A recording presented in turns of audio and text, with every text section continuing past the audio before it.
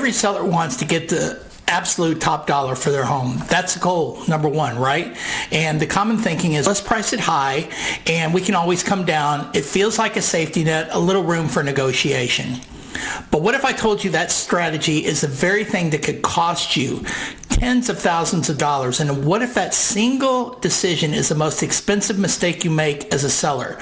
Stick with me and I'll show you exactly why overpricing your home is a huge error and guarantees you'll sit on the market longer and, ironically, sell for less money. I'm Chris Hooper, Chris Hooper Realty.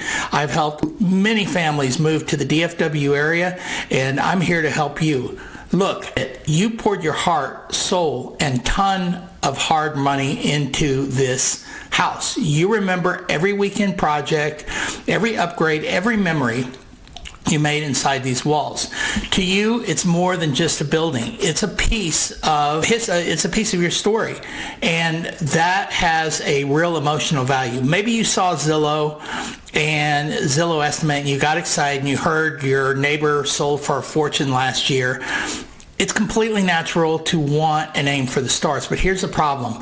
Buyers don't want to pay for memories, and they definitely aren't using last year's market data. They are looking at today's reality, the pandemic home buying frenzy, where sellers were basically naming its own price. It's a distant memory. Believe me, we are in a different market right now. This is April 2026, one where buyers have more choices, they're more educated than ever, they're armed with data comparing your home to every other option, and they can spot an overpriced home from a mile away. Thinking that you can test the market with a high price, that's not a strategy. It's a gamble. And it's a gamble where the odds definitely are stacked against you from day one. So let's break it down. The brutal cost of overpricing. Costs that aren't theories, but they're proven by data and play out in the real world every single day. Cost number one, you become invisible. It sounds backward, but by pricing your home too high, you take yourself out of the game for the buyers who are most likely to buy it. Here's how it works. Think about how you go shop for anything online. You go to Zillow, you go to Redfin, Realtor.com, whatever it is you're using, and the very first thing you do is set a price filter. The buyer who's qualified for a home up to $500,000 is going to set their max at $500,000, and that's a reality. Now, let's say that your home is realistically worth $485,000 based on a recent comparable sales, but wanting that negotiating room, you list at $525,000. What's happened? You've completely vanished from the search results of every single qualified buyer looking in that price range. These are the people who would see your home, recognize its fair value, and making a strong offer, but will never even know your house exists. That goes for if you have a realtor or a broker setting you up on listing feeds. The same thing happens because we have to have parameters that you want to go and the highest you want to go. Instead, your home is now competing with properties that are actually worth $525,000, homes that might be bigger, more updated, in a better location. When buyers in a higher bracket see your home, it doesn't look like a premium property. It looks like a bad deal. In fact, you're making the other correctly priced homes look even better. You're basically helping your neighbor's house, not your own.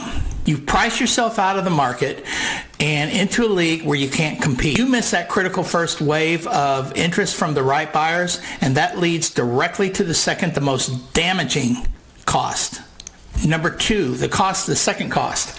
You trigger the stigma clock. In real estate, time is not your friend. When a new listing hits the market, it has a golden window of maximum appeal, and it's usually the first 14 to 21 days. During this time, your home is fresh, it's exciting, it's at the top of every search portal. This is when you get the most traffic and have the best chance of creating a competitive buzz. But when your home is overpriced, you waste the golden window. The initial excitement never happens because, like we just said, you're invisible to the right buyers and unappealing to the wrong ones. And after a few weeks go by with no action, a dangerous question starts popping into everyone's mind. What's wrong with it? This is the start of the stale listing stigma. The longer the home sits, the more negative ideas grow. Buyers assume that there must be something wrong. So what are they thinking? Bad roof, foundation problem, a terrible location. Even if the house is perfect, the high price isn't seen as a goal. It's seen as a red flag that something is fundamentally wrong.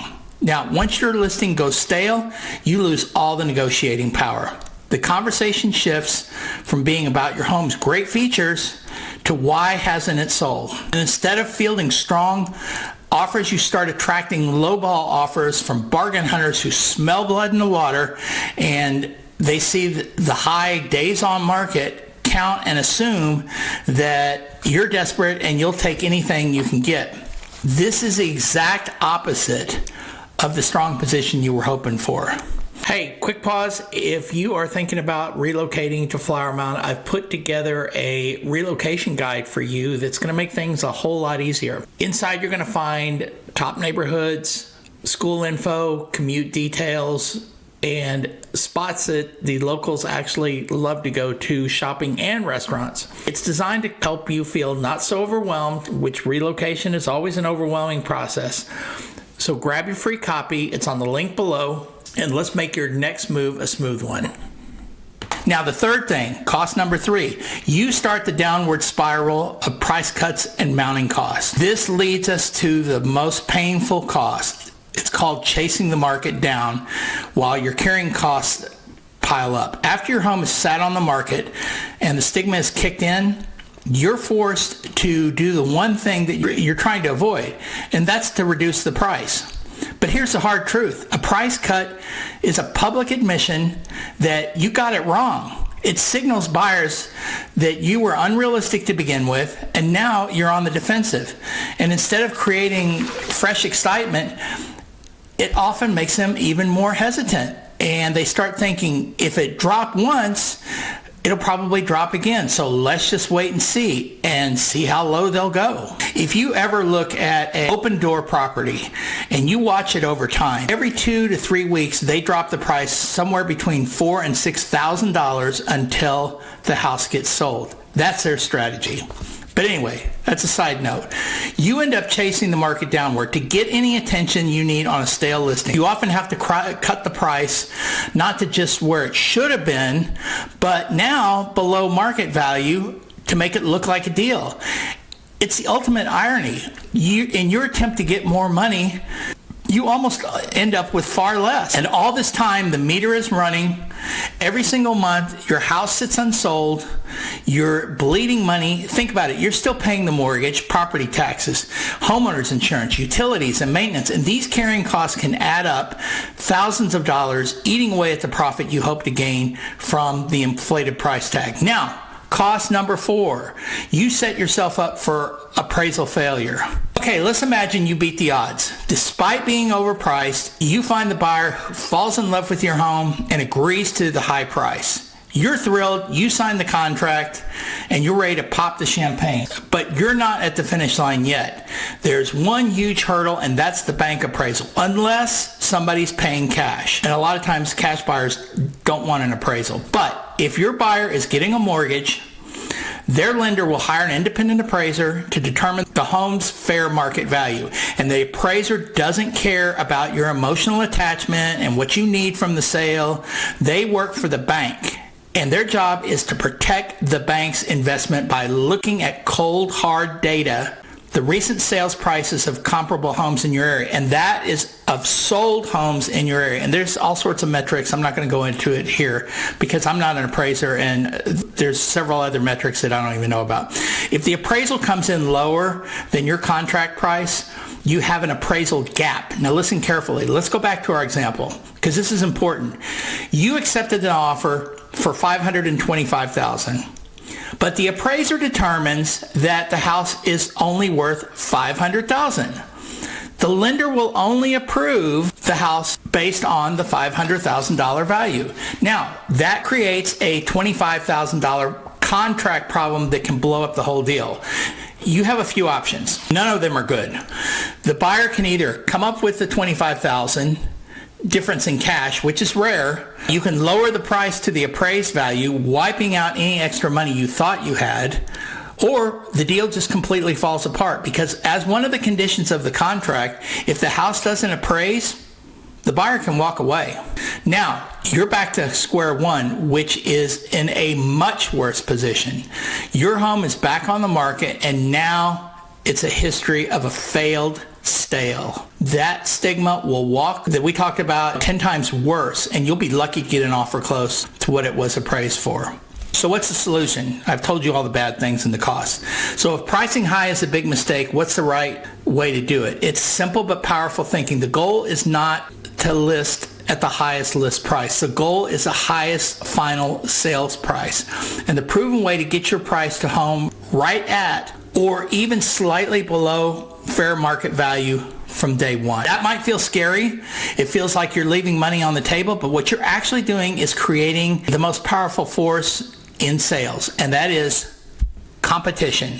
When a home is priced correctly, it shows up to the right buyers. They see it, recognize it as a good value, and they feel a sense of urgency to act before somebody else does. Suddenly, you don't have just one person interested. You have multiple buyers looking at showings the same weekend.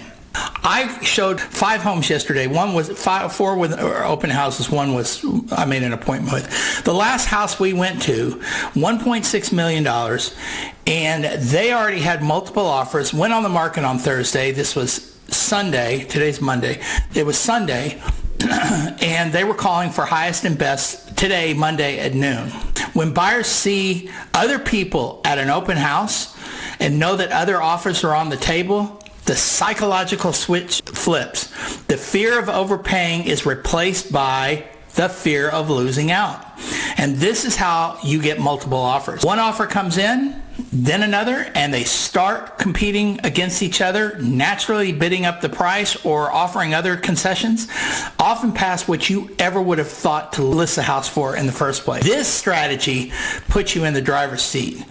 You're not chasing the lowball offers. Instead, you're weighing multiple strong ones and choosing the best price and terms. You sell faster, you save thousands in carrying costs. You avoid the nightmare of the appraisal gaps because bidding war itself just helps justify the home's true value market. So don't confuse your listing price with your final sale price. The old school logic of pricing high to negotiate down, that's a failed strategy, I'm telling you. In today's transparent, data-driven market, it might have worked before you had all the tools, the buyer had all the tools necessary to be able to figure this stuff out. But this just makes you look invisible. It creates negative stigma, costs you thousands, and ultimately leads to a lower sale price.